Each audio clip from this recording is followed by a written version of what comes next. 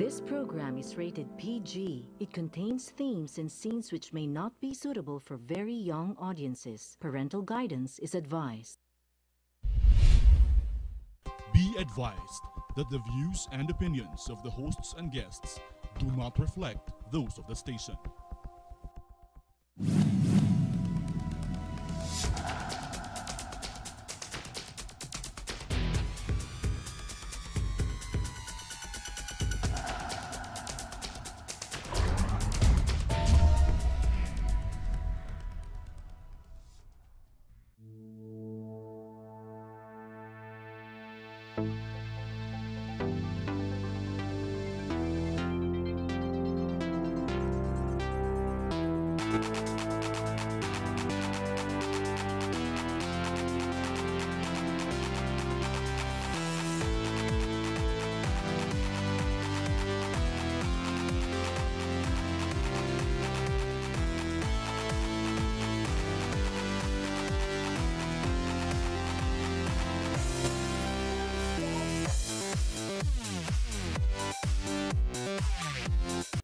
Hello, my name is Harriton Watko. Welcome to our program.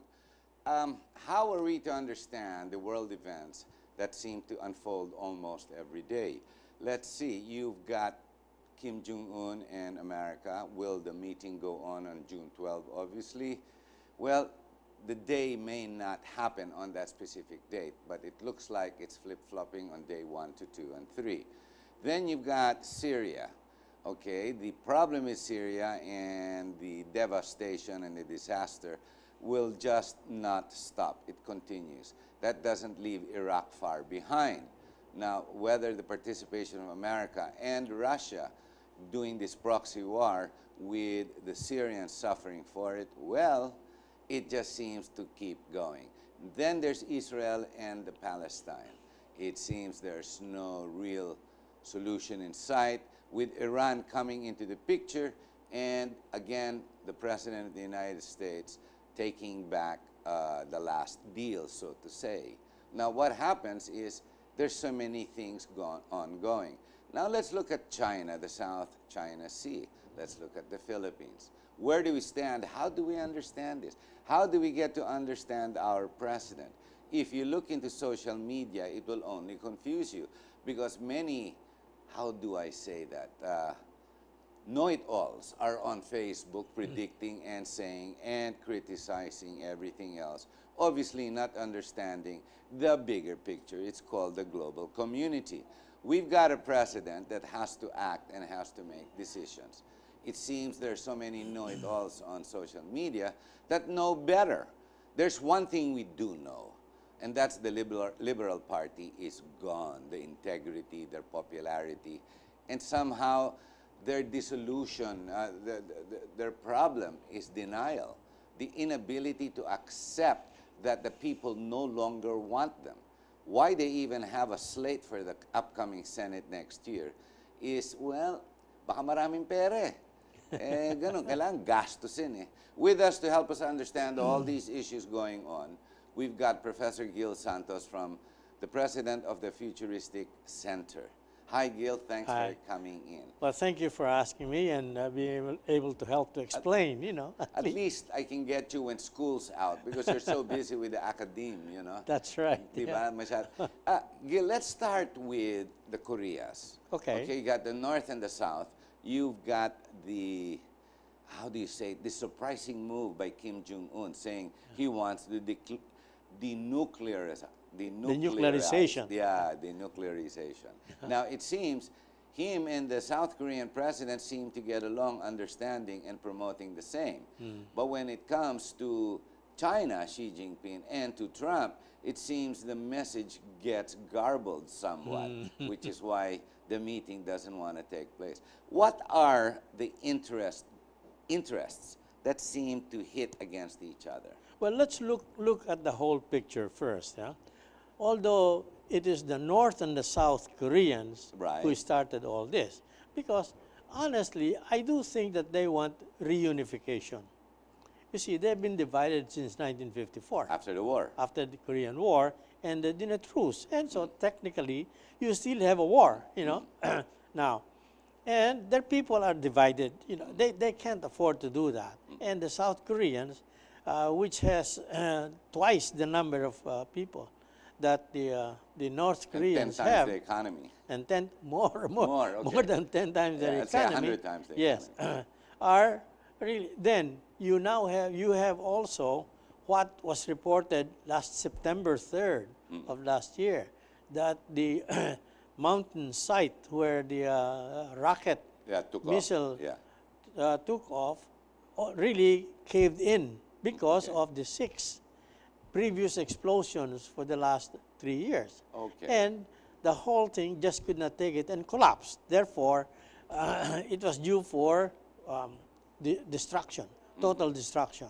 And that is why I think, although the report of the collapse in September 3rd last year was not really verified, of course, the North Koreans will never announce that or confirm that. Neither would the Chinese, you know. So they destroyed it last Thursday, last week. All right.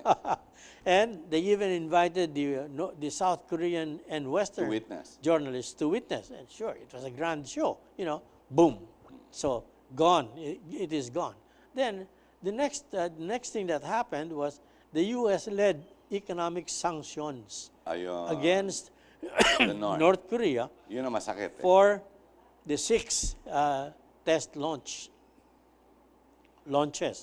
Because actually, if the launches were really that successful as they claim it is, then it was a threat.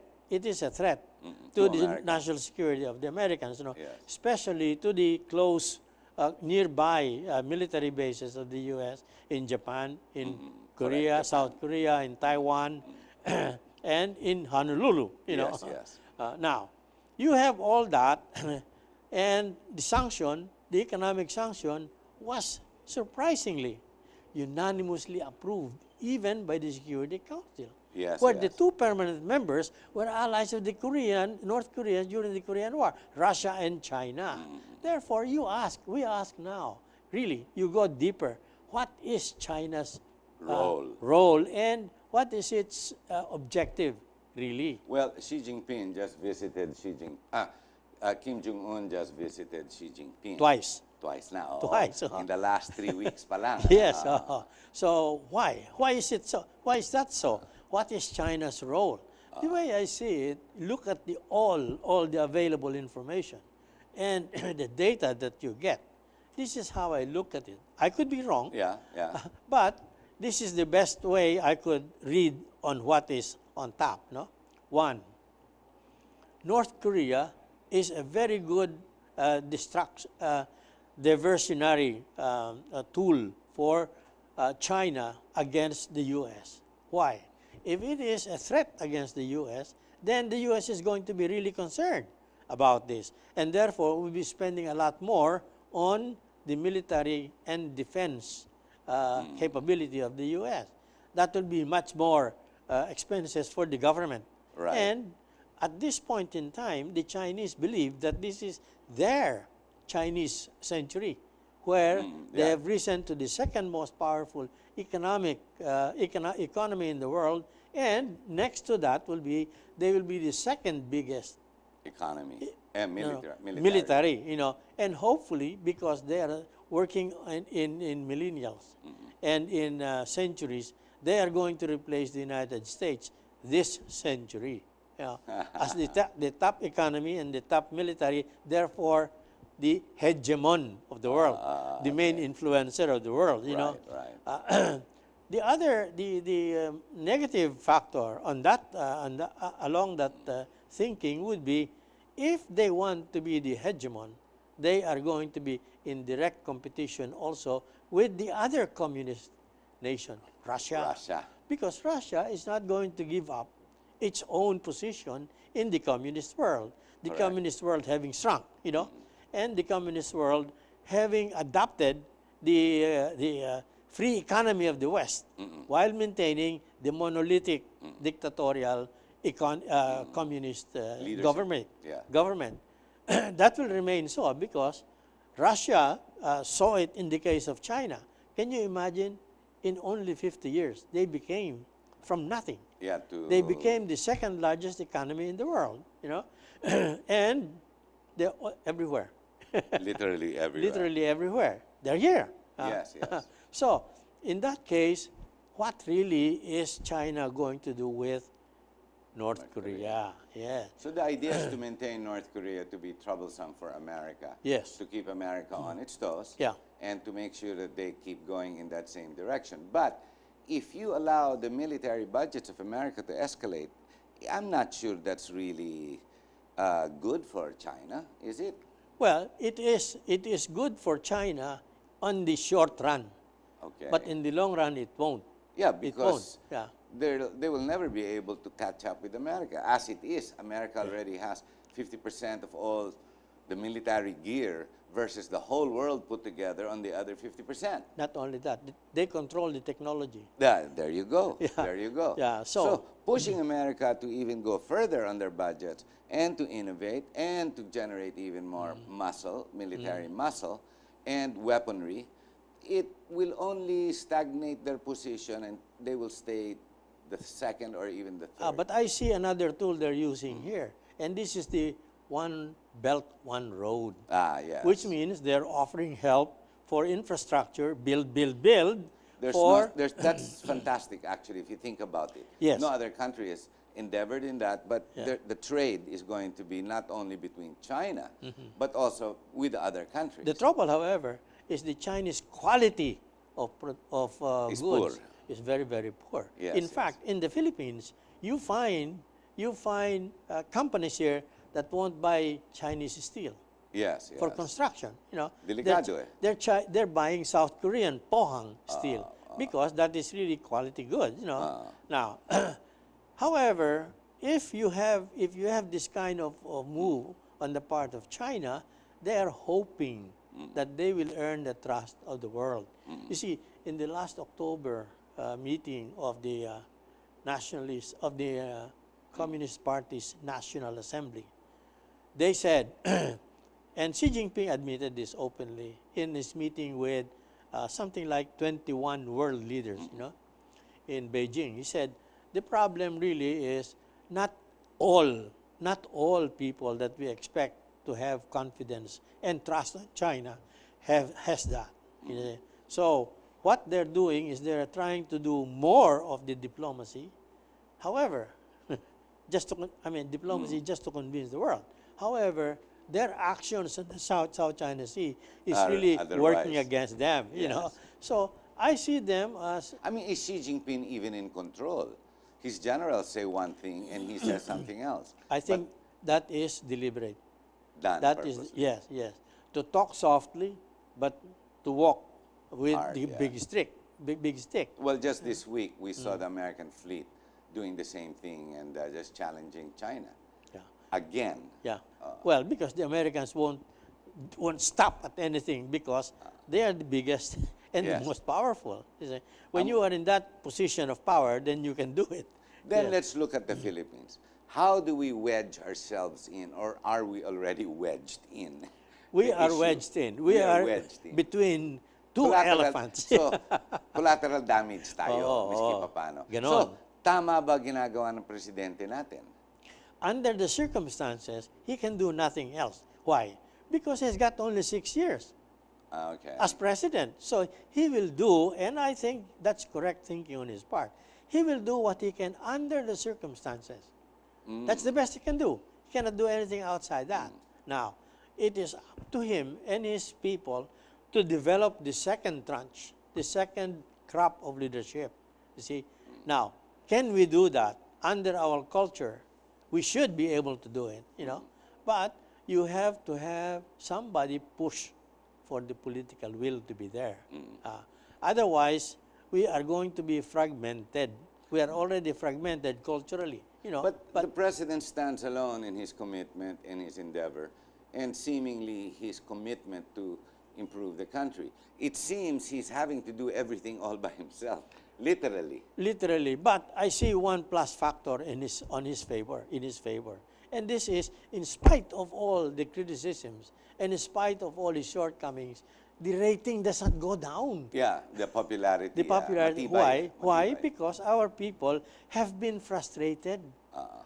Imagine 9 years with Gloria and 6 years with Yeah. Pinoy. Yeah, nothing, yeah. 15 bloody years, you Yeah, know. no movement. And therefore, the people are hungry for change, really. So whatever change is forthcoming, how little, how small, is going to be appreciated. And that frustration, I hope, works for him. So you're saying that Digong, our president, is being very strategic in his ways, given the circumstance. Yes. So Yes. the commerce is where he is pushing like crazy. Right, The commerce, right. borrowing money if necessary, and creating infrastructure regardless if the funds come from them. This is a good thing. Yes. This is not a bad thing. Yes, This is a that's good right. thing. That's right. So he should just continue regardless. Now, if we cannot trust China like America doesn't trust China, I mean, can we trust America? No. Parang hindi rin, eh, no? Hindi rin, hindi rin. That's what you mean by consequence. Yes. Okay. So what we do is we are not an enemy of anyone, but we are a friend of everybody. And therefore, under the circumstances, we are going to benefit from. The analogy is like this. You are the only woman in the room, and there are 10 men. You know? No choice. So you have no choice, you know. And on the other hand, everybody is watching if you're going to be raped, because he's going to kill the rapist. Yeah. To protect you. So Yeah. why not? Why not? Yeah, You know, yeah. it works in our favor. It works for our people. That is the national interest. Okay. And that's what I'm after, you know. All right, we're going to have to take a short break. Gil, it amazes me how you can turn all of that out one after the other without tripping, without losing sight. And even if you go out in the limb, you're still you're still with the main tree branch, so to speak. I mean, you obviously know your politics very well, the geopolitics anyway at this point in time. At my age, yes. Yeah, there you go. Now, when we come back, Yeah. let's go into the global world. Yes. Let's see how Iran versus Israel, how that's playing out. Of course, Syria, which is going nowhere, but it just keeps getting worse. Iraq, which is neither here or there, it's already a civil war, so it seems. And then again, of course, Russia, how Russia can maneuver while all of this confusion is taking place. Ladies and gentlemen, stay with us, and when we do come back, that's exactly what we're going to talk about. Stay with us.